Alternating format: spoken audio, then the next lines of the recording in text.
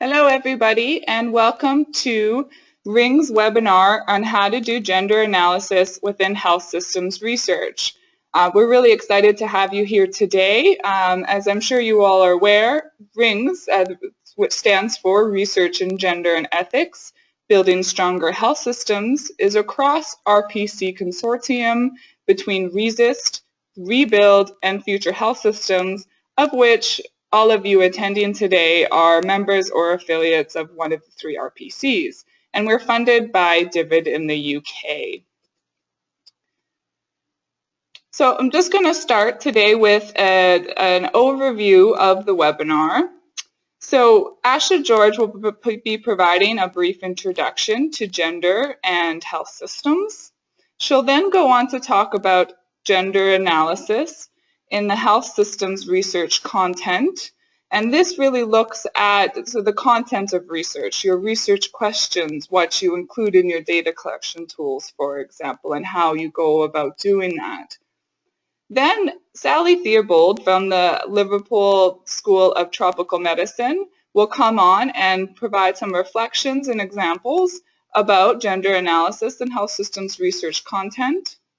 Next, myself, Rosemary Morgan, I'll come on and talk about gender analysis in health systems research processes. And this really looks at the process of data collection. So when you go out and collect data in the field and how we can incorporate gender considerations into that.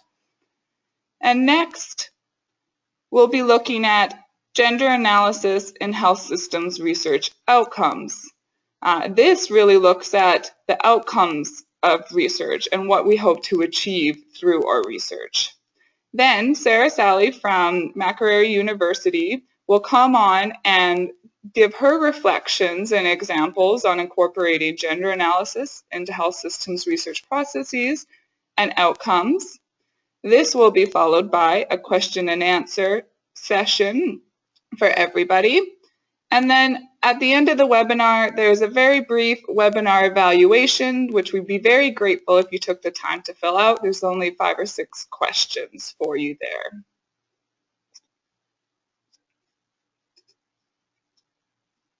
So we would just briefly like to bring your attention to the Rings Journal Supplement. We have, we're putting together a supplement titled Leaving No One Behind, the Role of Gender and Ethics Analyses in Strengthening Health Systems. And we're inviting conceptual, reflective, and empirical papers from low and middle income contexts on a range of topics on gender, ethics, and health systems. The deadline for abstracts or expression of interest is September 21st, 2015. We've extended this slightly from the initial email that's come out. And if you're not able to put together a 350-word abstract, that's okay. Please do send along your expression of interest and let us know that you are planning to submit something and what your ideas are regarding that. And full draft of papers will be expected in mid-January 2016 for internal peer review. And the submission of the journal will be starting May 2016. And if you have any questions on this process, feel free to ask them during the question and answer session at the end of the webinar. So during today's webinar, we would really like to encourage you to engage by tweeting. Our Rings handle is @RingsRPC, and we encourage you to use the hashtags gender and health systems. As this is a closed webinar just for RPC members, we ask that you only tweet about things during the presentation and refrain from tweeting the question and answer session. Also, please feel free to ask questions using the question box on the sidebar, which you'll see on the right hand, which hopefully should see on the right hand side of your screen. If you type in your questions there, we'll see them come up, and then during the question and answer session, we will read out questions. So We're going to start this next session by looking at the introduction, so looking at rationales and definitions of why gender is important within health systems and health systems research. And I'd like to invite Asha George from Johns Hopkins University to begin. Hi, good morning, everyone. Thanks so much for logging on. I know some of you are in the afternoon and some of us here are early morning. So Rosemary's given an excellent introduction and overview, and I'm going to go over a few points on why gender is important, how do we define gender, and how it relates to health systems. So a key thing is that, as we know, health systems are not gender neutral. Gender is a key social stratifier, and it affects health systems' needs, experiences, and outcomes. What does this mean concretely? We can see that it's important to consider gender because as a power relation, it affects vulnerability to ill health. We know that, for instance, in household decision-making, for instance, in terms of HIV vulnerability, women have less decision-making when it comes to sexual relations, less economic power, and in some cases, the decisions to seek health care also and to undertake health promotive behavior all are different for men and women. Access and utilization to health services. Women may have less money to access healthcare services, more trouble negotiating transport to access health services. They may also, in certain contexts, also prefer a female provider, which might not be available. At the same time, healthcare services can also, if they're primarily catering to maternal and child health needs, they might primarily cater to women and therefore not seem to be an environment where men feel comfortable seeking services, particularly for sexual and reproductive health services that men might need. So there are gender dimensions for both men and women. It affects how medical products and technology are designed. I think for a long time people have argued that a lot of contraceptive technologies, how they're designed initially didn't take women's perspectives on board. A lot of health protective gear, and this is important considering what happened in West Africa with Ebola. A lot of protective gear is designed for a standard average male body, which doesn't often fit a lot of the female health providers that work in the health sector. So that's another way in which gender influences how working in the health sector is experienced. We know that the health labor force, that looks like a very gender neutral term, but it's the health labor force is heavily segregated, with women often being on the lower tiers of the health workforce, and we have a slide that shows that. We had a fantastic webinar earlier a little while ago on gender and health financing, and we looked at all the different ways in which health insurance packages, user fees, the design of health financing mechanisms, how they're influenced by gender, but also how women and men might interact with them differently.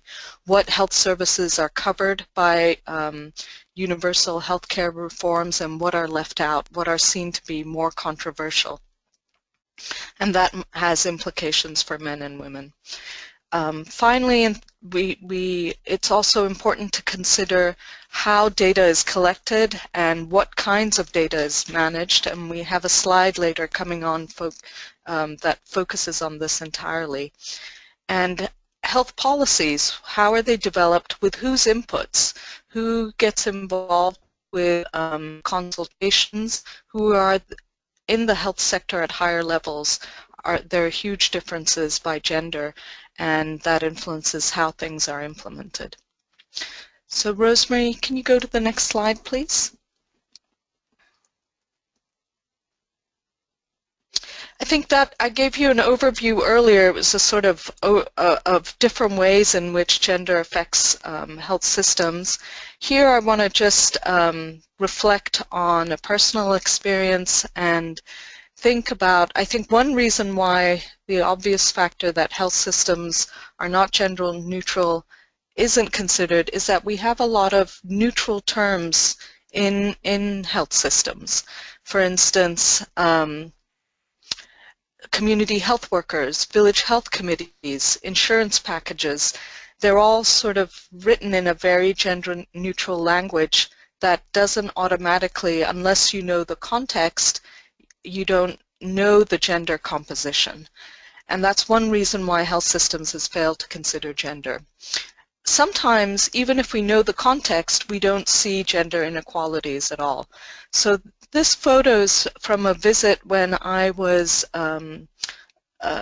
participating in a mission to observe programs involving community health workers in rural Madagascar. And I took the photo because I grew up partly in my grandmother's house in India, where there was always someone pounding rice in the background. So I was so delighted to see, and nobody does that anymore in my part of India because electricity is much more constant. And so I was very excited to take this photo because of this familiar sound and the ways in which they were pounding rice.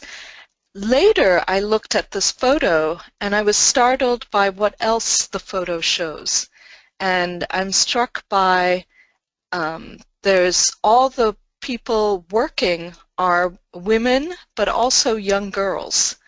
And we see in the foreground, there's presumably a man of the household. He's resting, and there are men in the background also resting. Now, this is just one snapshot. It could be that men had spent the morning in the fields and had come back. We don't know what the gender division of labor is, how it's distributed, but we can see that people have very different roles, and they're often marked by gender. And it's so normalized that we often don't even see them at all. When it is seen and considered in health systems research, it's often incomplete. We tend to focus on women only, and therefore fail to consider the social context in which gender power relations operate, whether there are other social factors like age, and what's the particular nature of gender relations in that context.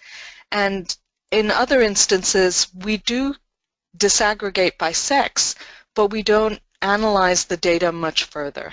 And we'll be showing some examples of that. So for instance, we do present initial tables, but then we are not able to do further research to explain those differences or look at, for instance, were those sex differences associated with less income, with less training in the human resources field, for instance. Rosemary, could you go to the next slide, please? So to just go over some definitions, this is the definition from WHO. Gender is defined as the socially constructed roles, behaviors, activities, and attributes that a given society considers appropriate for men and women and people of other genders. So what does this mean? It means concretely gender operates on different levels. It's a little complex because it's multidimensional. So it influences individuals, their own identities and their values, how they interact with other individuals. So it's a negotiated social relation that takes place between individuals and how the social context of each of these individuals. But it's not just between individuals and families and couples at that interpersonal level. It's also how society is organized more broadly in terms of the social norms, the rules, the institutions, and also practically access to resources, how structures are defined, and therefore defines how families, households, communities health sectors, economies, and states are organized. So it's also it can be seen on a much more broad and aggregate level. A key thing is to keep in mind that although gender inequalities are pervasive, they can change quite significantly, and they have changed quite significantly over time and are different across social contexts. So if we just look back even 1 or 2 generations ago, gender relations are not what they are today, and they're not even today in different contexts, quite a lot of some complexity of looking at gender in combination with issues as class, race, education, and all the other factors that make up society and how gender interacts with these other inequalities. Rosemary, can you go to the next slide, please? So, overview.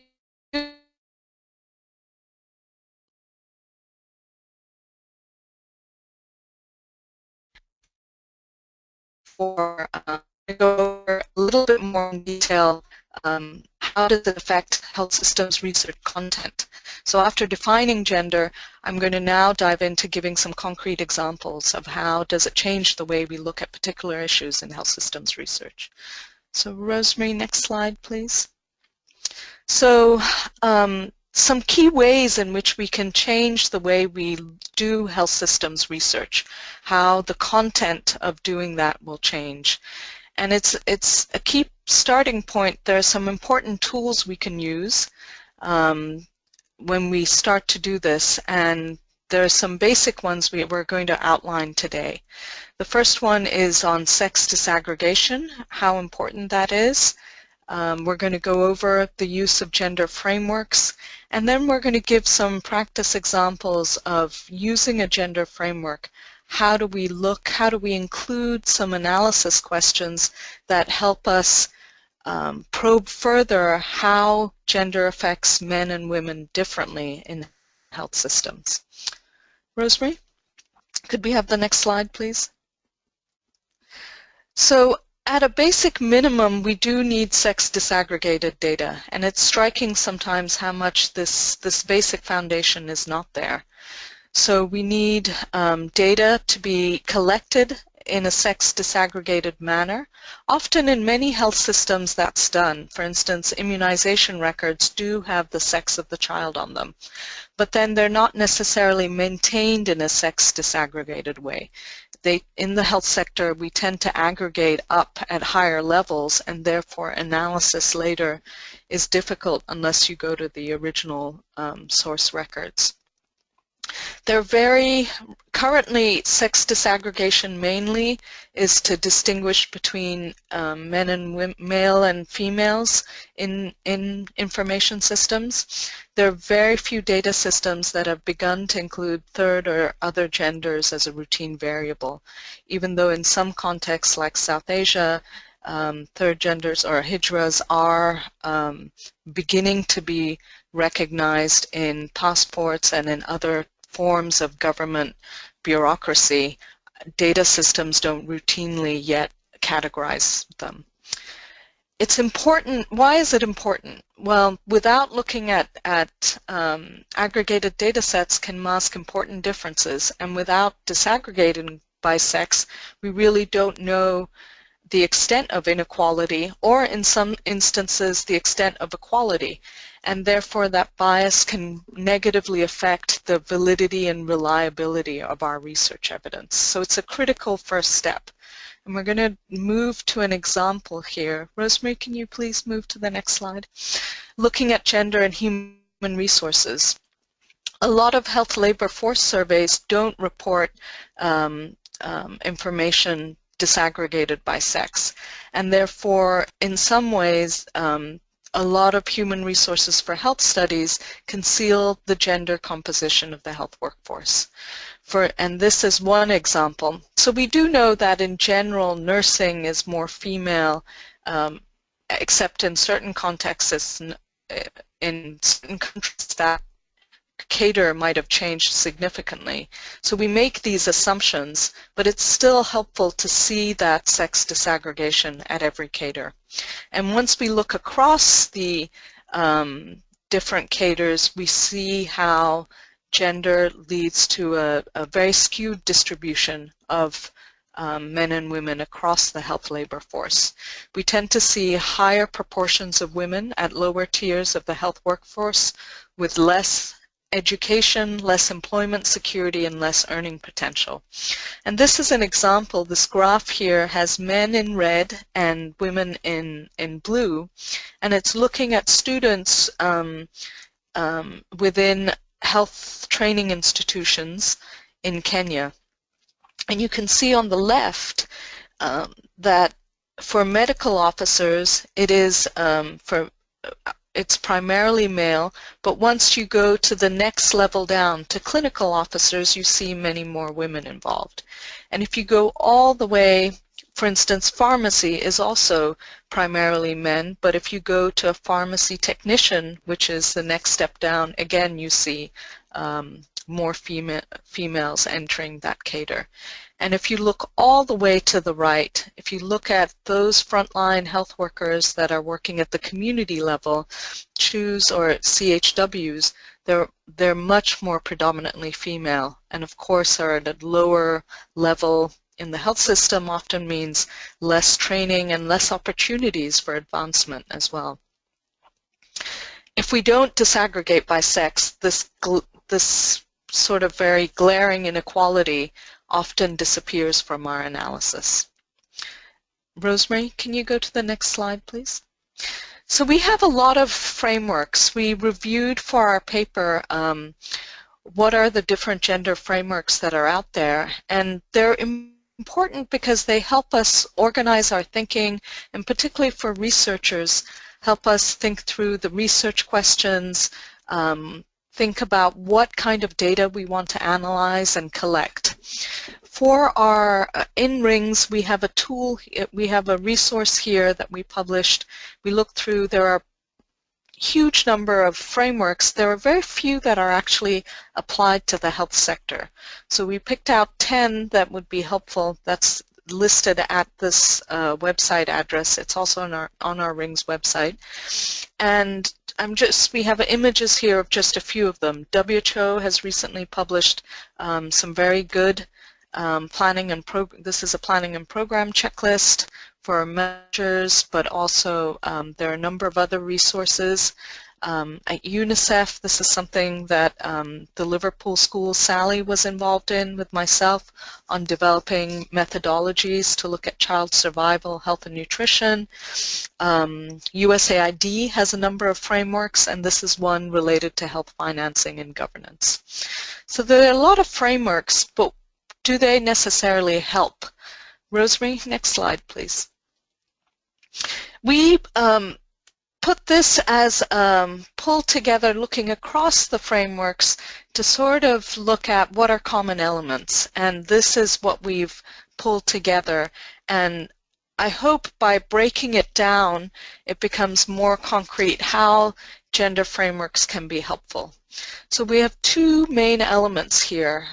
We need to look at the different ways in which gender power relations lead to inequalities, and we've broken that down into 4 questions relating to access to resources, division of labor, social norms, and rules in decision making, but also to think about these things not as static, one-off determinants, but really that these things are negotiated by individual people, and how they negotiate them influences their structural environment, but their structural environment also determines how individual people react. So it's a sort of cycle of negotiation and change. Let me go over more precisely each row here. So it's really important when we're looking once, after we've disaggregated by sex, to look more carefully at who has what, how are resources divided. And that can be by, for instance, in the example of human resources for health, who has higher education levels, or in communities, who has higher literacy levels, and how that affects how they interact with materials that are given to them, how they understand health education, the skills with which they can respond to health conditions, and where they are in the health labor force. It determines the terms of employment, how much income people are able to earn. But also, if we look at some more intangible resources, are time and space, and the social capital, the type of relations and networks you can draw on. And obviously there are inequalities. There's some individuals, for instance, if we think of a woman who has been widowed, or even elderly men who are widowers, their social networks are much more constrained than someone who's much younger and who is part of who's part of the formal sector and has access to many more benefits, and is a core member of the core working member of the family. Time is critical. There might be some people, and that's linked to the division of labor. There might be, it's important to consider who does what in the division of labor in the household, but also in organizations. So as we saw in that photo I showed earlier, there's a clear division of labor in terms of what men are expected to do and what women are expected to do. Interestingly, there was a study of GPs in the UK comparing female GPs in practices that had male GPs in, and female GPs in practices that had female GPs in.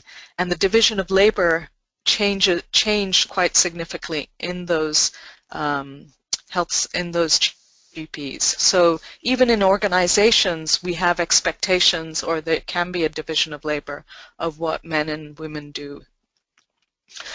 Really underpinning some of these things, sanctioning the division of labor and access to resources, are social norms, ideologies, beliefs, and perceptions. So it's important to understand how these ideologies, how we normalize inequalities, or how we might think that some people are better at doing a type of job than another person, why some people deserve access to certain things rather than others. So what was striking is, for instance, in Mozambique with the new CHW cadre, when that got turned into a partially paid position, more men were enrolled. And when we asked communities, community leaders said, well, men need jobs. Women can volunteer, but men need employment. That's understandable, but it shows how our social norms and how we think of who is better placed for certain things influences the division of labor and access to resources. And ultimately, who decides in the household level, at communities and health systems? And that can be done what's there in terms of the formal rules, but also in terms of the informal decision making that can also structure access to resources and the division of labor. So we have put here, just because there are these ways of looking at how gender inequalities are perpetuated, each individual responds to this in a different way, and that's important to consider. So there might be some people who are able, because they're involved in certain programs that help reflect on these things, or their location is different in the hierarchy, to resist these inequalities, and there are those that don't. So it's important to look at how individuals react in different ways and how the environment shapes that, or how individuals change as the environment. We've put a few arrows here, and that's just to show it's not that these things are dynamic. They influence one another. We've only put 4 arrows here, but that doesn't mean that these aren't the only interactive dynamics happening, but just to mark that it's a dynamic they're dynamic in ways in which one element will influence the other, and that's why we need research and constant monitoring to see how these things are changing. Rosemary, next slide, please. So we have a lot of frameworks, as I mentioned, and the one that we presented tries to break down more concretely what are the different elements of looking at gender. But we also need to think about what about, are we going to use these? A lot of agencies have commissioned frameworks and checklists, but are they really getting used? And that we need to have people who are interested in applying a gender analysis, internalizing the values that it entails, but also for organizations to have incentives and accountabilities in place for gender analysis to take place, and for frameworks to be, for all those checklists and tools to be used. They also need to be, the framework we presented was rather abstract. They need to be operationalized and applied to specific contexts to really function as a way to support further understanding. Rosemary, next slide, please. So this is one example. This is the last slide for my section, I think, was to look at, can we break down the ways in which gender influences access to resources, the division of labor, social norms, and rules in decision-making? We've given you examples already on the health labor force, and I think we often think of access to service delivery as a very easy example. So we put in here, how does it affect information systems, information and research, as something that's a little harder and an important part of the health system, but we don't always apply a gender lens to.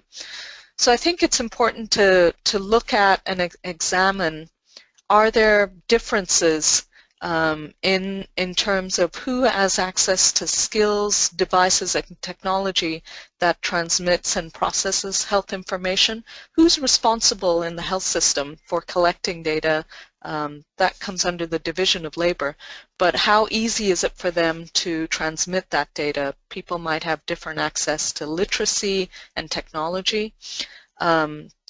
There might be a difference in terms of doing, at a broader level, health systems research, who gets access to scholarships and has the family support to go abroad or to move to the capital city to get a higher degree, whether to do research or even a higher degree to move up in the health labor workforce. When we look at the division of labor, a lot of routine data collection is sort of put on the shoulders of frontline health workers who are more likely to be typically female. Do they have the capacity, time, and support to really do that job?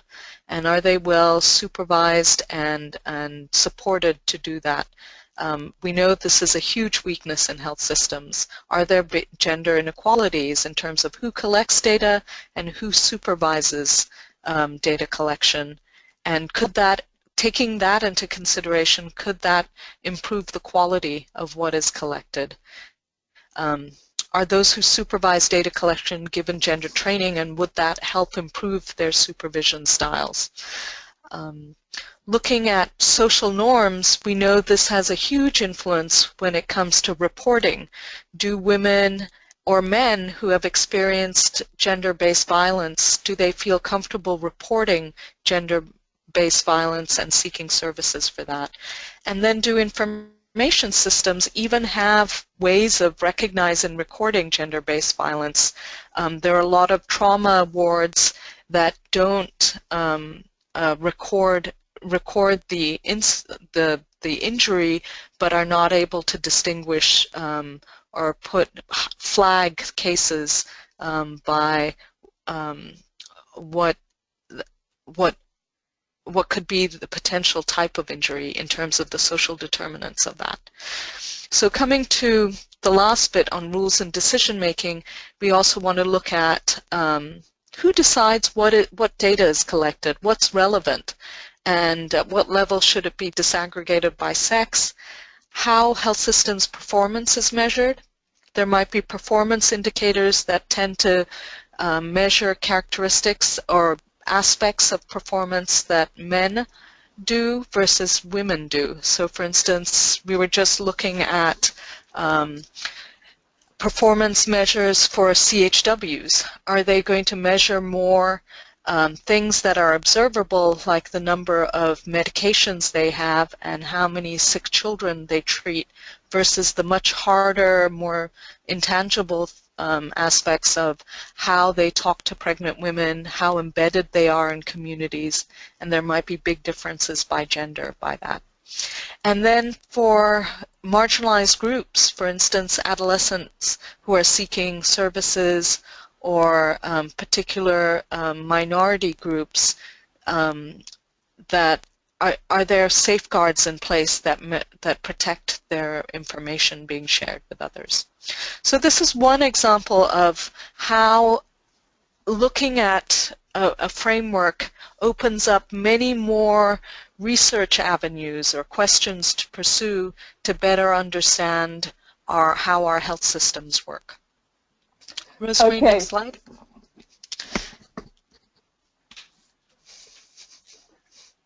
Okay, thank you very much, Asha. It's Sally Theobald here. Thanks, Asha, for a clear overview of gender analysis in HSR content. And welcome to everyone on the webinar. Thanks for joining, and greetings from a surprisingly sunny Liverpool.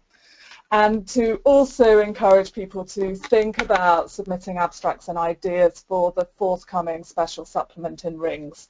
So my job is to give a quick discussion on what Asha has presented, and I want to make 3 key points. So the first is to reiterate why health systems need to take a gender analysis point of view. The second is around the challenges of intersectionality, and the third is a quick reflection on using gender analysis frameworks from my experience.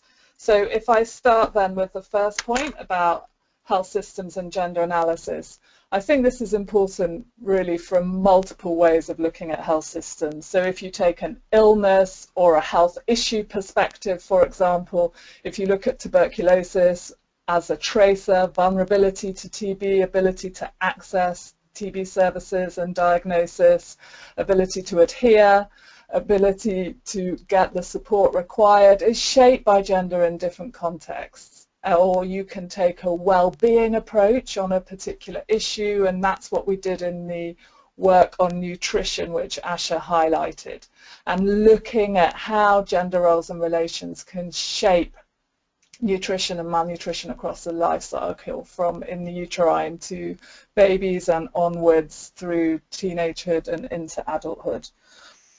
Or you take a broad health systems approach and look at the different challenges across the different building blocks and how gender equity interplay there. And Asha's given us some nice examples about human resources for health, and how who does what and which cadre is shaped by gender roles and relations within different contexts.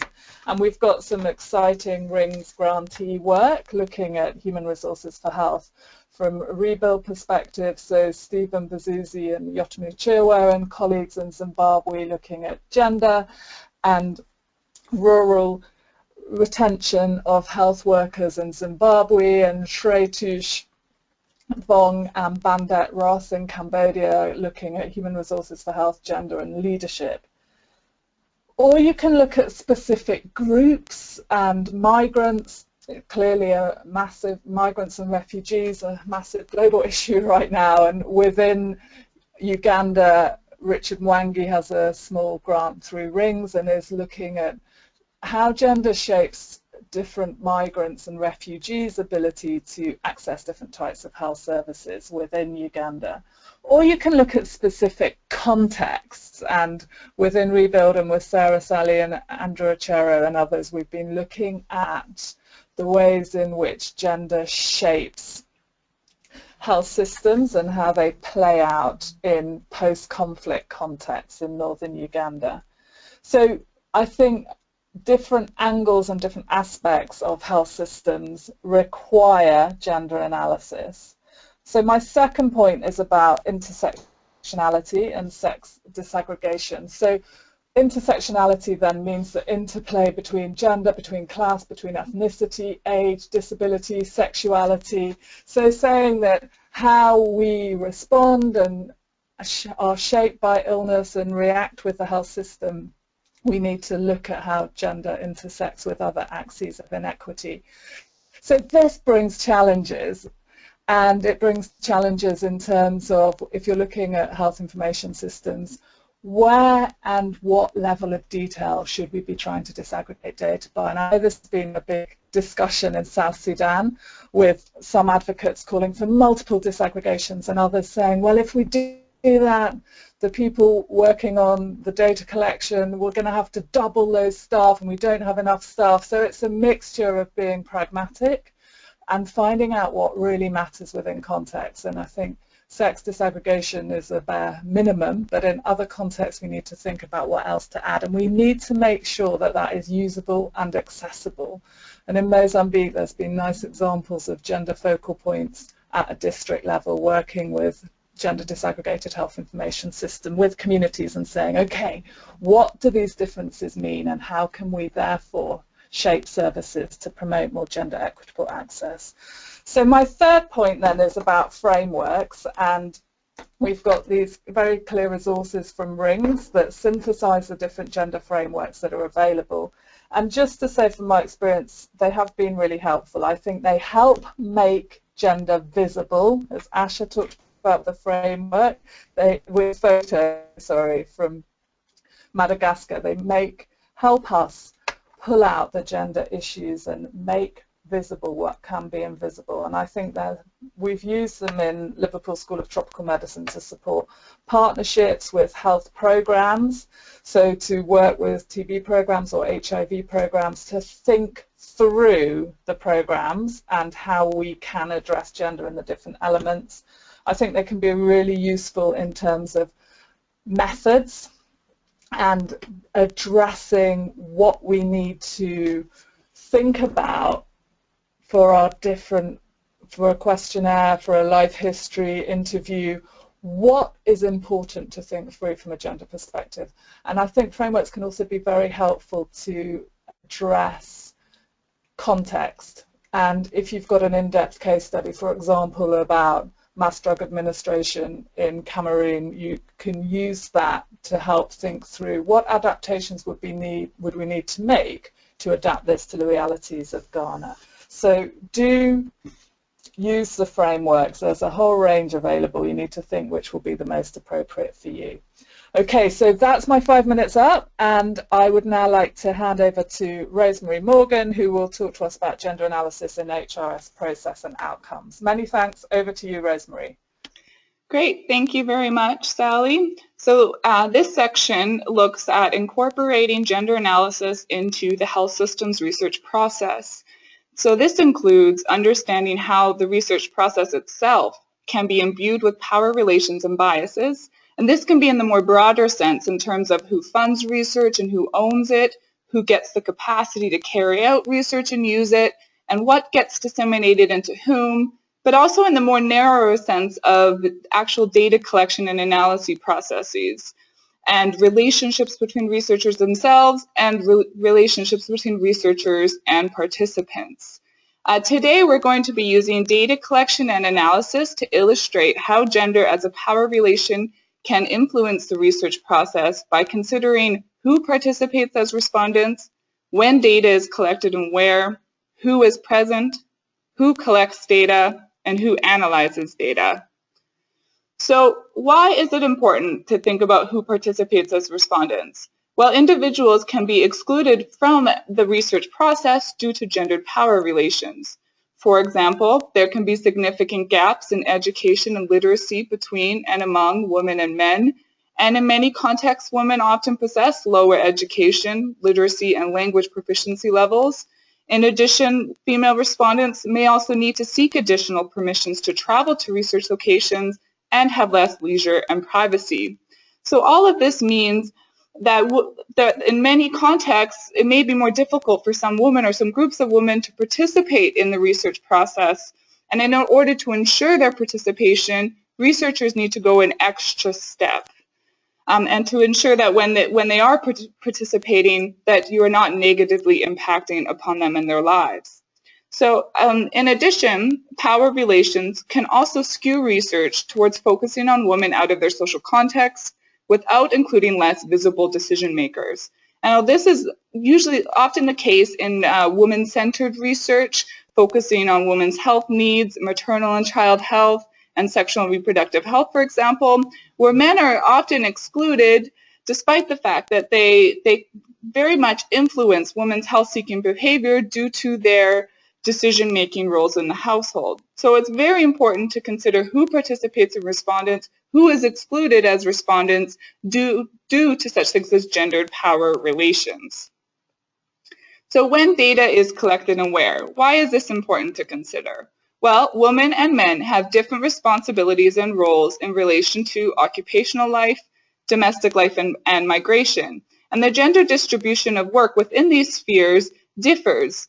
Men, for example, can often be the sole breadwinners within a household and may be gone for long periods of time. Women often have increased responsibilities and roles in the domestic sphere, and when they do work outside a home, they often experience a double burden of work, both outside and within the home. And in relation to migration, men and women migrate for different reasons, and if they do migrate, they can be gone for very long periods of time throughout the year. So it is therefore important to choose convenient times and places for data collection, both in terms of the time of day, but also the time of year, to ensure that you are not excluding relevant and important participants, and then you're also not negatively impacting upon their lives. So who is present? Well, this really relates to the gender of the people present in the room while you're collecting data. If both men and women are present, the quality and accuracy of data can be affected. For example, each may be reluctant to share information about their lives and work and their views on gendered power relations. They also may be reluctant to share information if their spouse is in the room, or if a mother-in-law or father-in-law is in the room. And women may remain silent if men speak first, even when they disagree with what is being said. So whether you're doing interviews or focus group discussions or collecting information for surveys, it's very important to consider who is in the room and how different power relations might impact the quality of the data that you are collecting. And in healthcare settings, it's important to consider how health system hierarchies combine with gender, because this can influence dynamics between patients, health providers, and managers. Just similarly, patients, for example, may be reluctant to share information if someone of the opposite sex is in the room, particularly if it's sensitive information. Health providers may be reluctant to share information if managers are in the room, particularly if they're from a different sex. So it's very important to consider who is present in the room. Who collects data and who analyzes data? Well, just as it's important to consider the gender of the people in the room when collecting data, it's very important to consider the gender of the data collectors themselves, as this can also impact upon the quality and accuracy of information received. In some cultures, for example, women and men may not be comfortable to share information with someone of the opposite sex, and particularly in relation to sensitive information. So if you're collecting information from women, you may want to ensure you have female data collectors and vice versa for male respondents.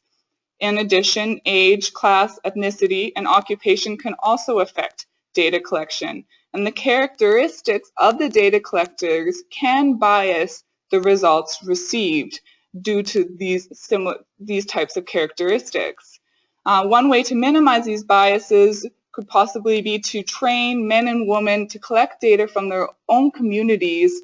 However, adequate training and supervision is required, as they may not recognize their own gendered biases due to their proximity to the local context.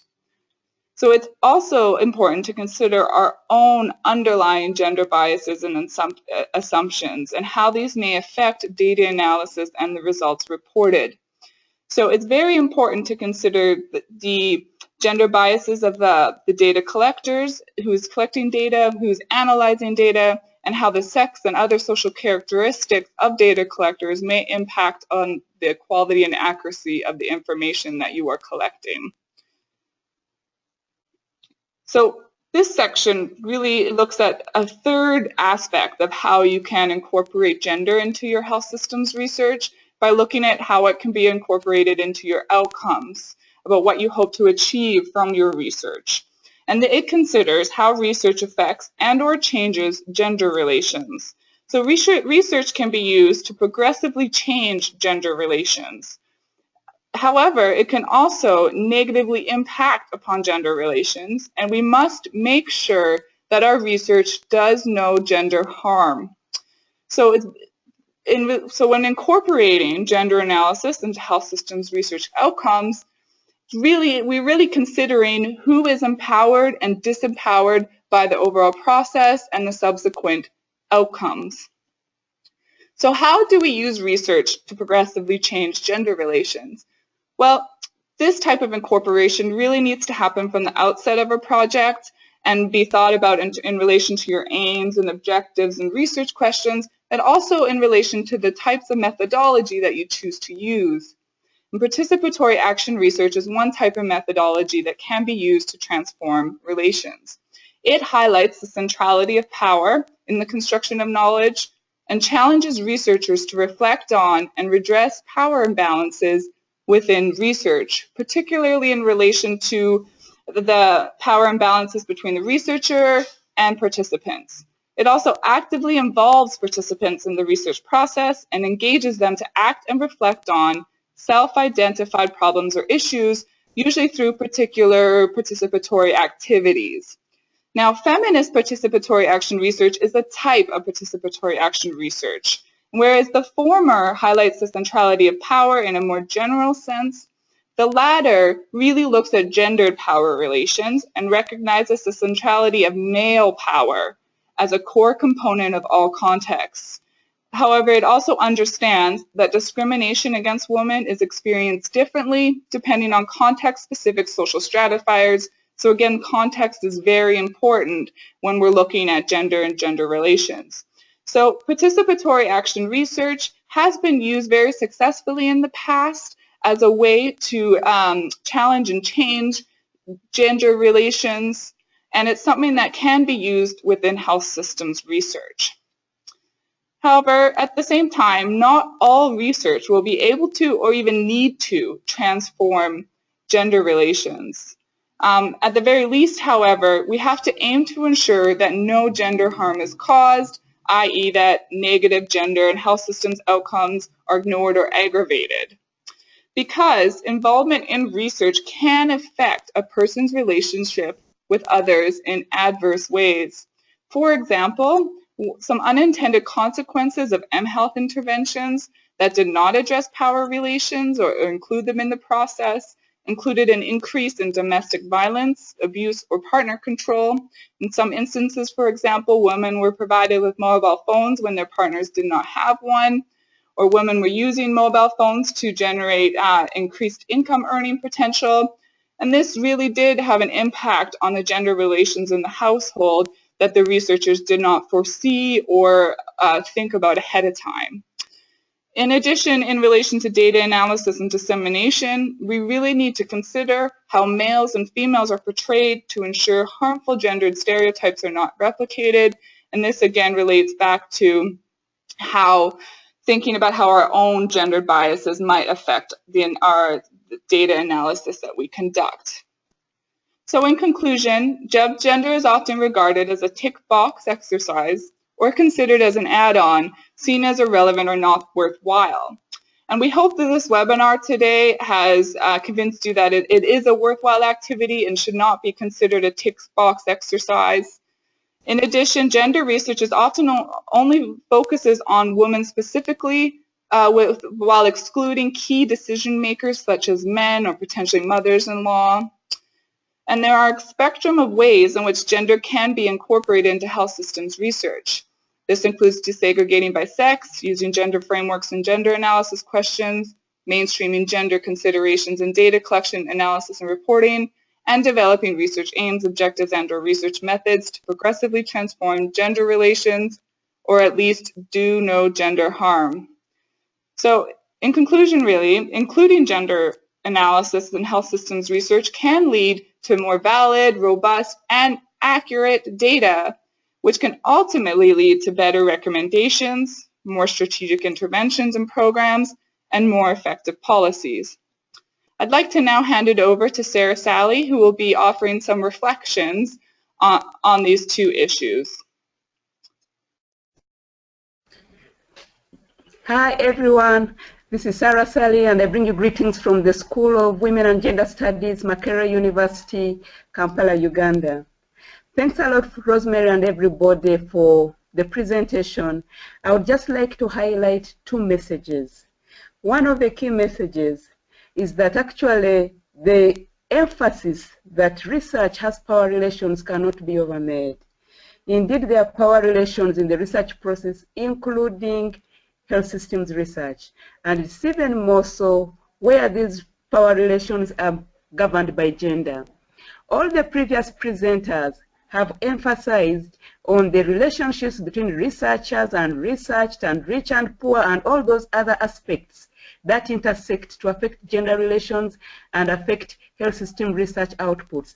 What I can only add in that regard is we also need to be cognizant of the power relations or the gender relations between the respondent themselves, even when they're of the same gender.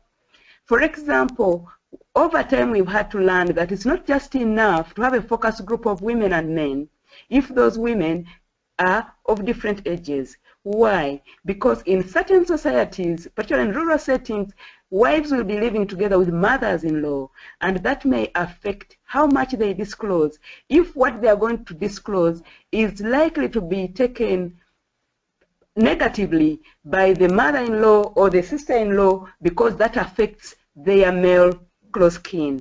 So as we look at how to constitute research teams and how to constitute respondents with methods such as focus group discussions, I think we need to remember that gender relations differ across time and space and also differ by age, and we need to know who is who within the settings and what the social norms are and how they are likely to affect that. So the usual way we've gone around that is to ensure that even within female-only groups and male-only groups, we divide them by age so that they can freely express and we know what is bothering them. And also because, for example, younger females may have different challenges from older females. So if we are going to be specific and target them very well and listen, it's important that we try to be cognizant of those divisions. The second point that I really find important from Rosemary's presentation deals actually with the outcomes.